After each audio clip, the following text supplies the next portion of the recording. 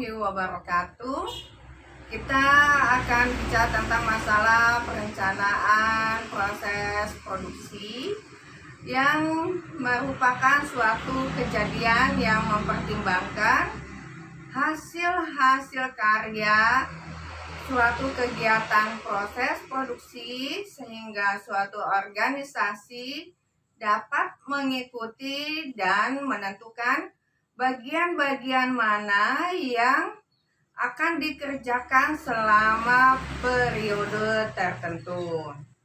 Nah, ada 3 cara kegiatan di dalam proses produksi. Yang pertama yaitu adalah dengan cara yang manual. Manual ini artinya lebih banyak dikerjakan oleh tangan, sekalipun ada alat bantu, dan itu alat bantu yang sifatnya tradisional dan sedikit. Nah, yang manual ini sistem alurnya adalah mereka mendapatkan bahan baku itu bisa dari alam, artinya mereka tanam sendiri ataupun mereka membeli kepada supplier, lalu oleh pengrajin atau para UKM, maka dibuatlah bahan baku tersebut menjadi suatu produk. Setelah hasil jadi produk tersebut, maka disalurkan ke koperasi ataupun ada penampung-penampung lain sebelum sampai ke tangan konsumen. Yang kedua adalah semi otomatis. Semi otomatis ini di dalam pengerjaannya seimbang antara peran manusia sebagai tenaga kerja, sebagai pembuat produk, dan alat yang digunakan sebagai alat bantu di dalam proses produk tadi. Nah ya, itu yang disebut dengan semi otomatis. Yang ketiga adalah yang disebut dengan cara yang otomatis. Otomatis ini adalah serba modern, serba mesin, dari mulai awal masuk bahan baku sampai barang tersebut.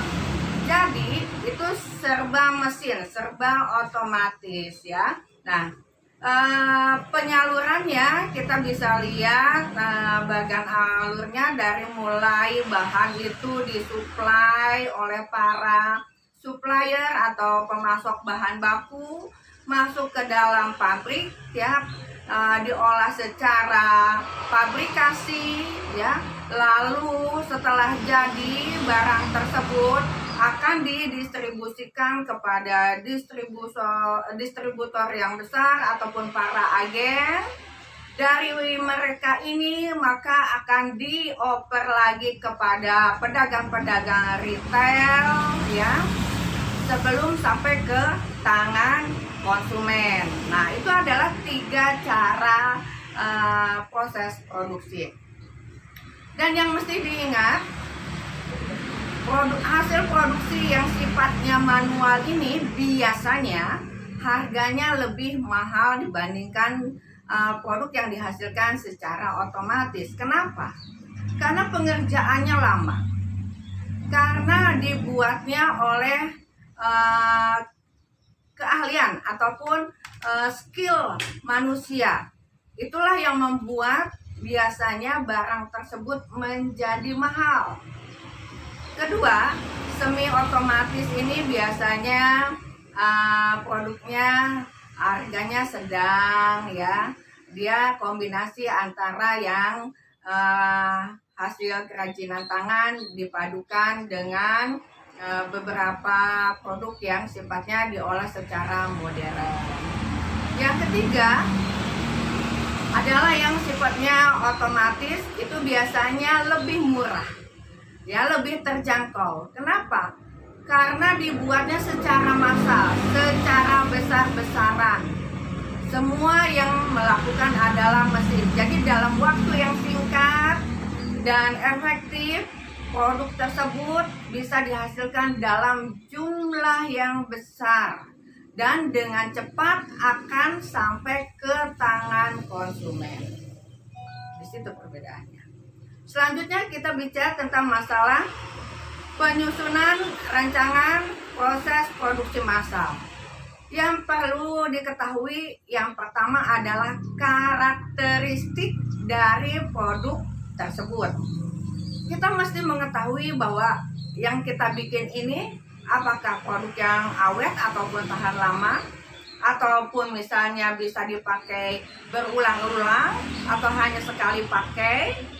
Lalu juga bagaimana dengan harganya? Apakah harganya murah? Ya, artinya bisa terjangkau oleh konsumen banyak. Lalu juga kita mesti memikirkan bagaimana konsumen bisa menggunakannya, bisa merawatnya. Nah, itu yang disebut dengan karakter daripada suatu produk yang kita buat. Yang kedua, yang mesti juga dipikirkan adalah tingkat kesulitan pembuatan produk. Seperti apa tingkat kesulitannya? Karena setiap produk yang akan dibuat itu mempunyai penanganan yang tersendiri, ya. Baik itu misalnya yang mudah dibentuk, yang tidak mudah dibentuk, mudah rusak atau cepat busuk dan sebagainya. Nah, itu mesti mengetahui tingkat penanganannya. Yang ketiga adalah bicara tentang masalah permintaan masyarakat. Nah, ini sering dibicarakan. Biasanya kita akan membuat suatu produk itu berdasarkan animo, ya, keinginan atau hasrat, ya, dari masyarakat. Atau bisa juga adalah mengenai masalah tren, sedang apa yang digemari oleh masyarakat. Nah, itu bisa tentang masalah permintaan. Yang keempat, komponen dan bahan baku. Komponen-komponen apa saja dan bahan baku yang bagaimana, berapa banyak. Nah, itu juga mesti dipikirkan. Kenapa demikian? Karena setiap produk itu yang kita buat itu dalam jumlah yang berbeda. Karena yang kita bikin itu biasanya berdasarkan situasi, ya. Jadi tidak selalu stuck atau sama di dalam proses produksi. Yang kelima, itu bicara tentang tata cara, bicara tentang urutan pengerjaan, lalu pembagian pekerjaannya, lama pekerjaannya. Nah, ini pun menjadi bagian dari yang mesti dipikirkan di dalam penyusunan rancangan, ya. Dan yang tidak kalah penting adalah biaya produksi dari awal sampai barang itu bisa disalurkan kepada alur yang paling kecil, ya, yaitu ke tangan konsumen. Nah, berapa banyak biaya yang mesti dibutuhkan selama proses awal dari bahan baku ataupun material tersebut didapat, diolah, selama proses, selama pengemasan, selama penyaluran sampai ke tangan. Nah, itu mesti dikalkulasi dengan cermat teliti. Kurang lebih seperti itu materi yang kita bahas kali ini. Tetap semangat, sehat selalu. Assalamualaikum warahmatullahi wabarakatuh.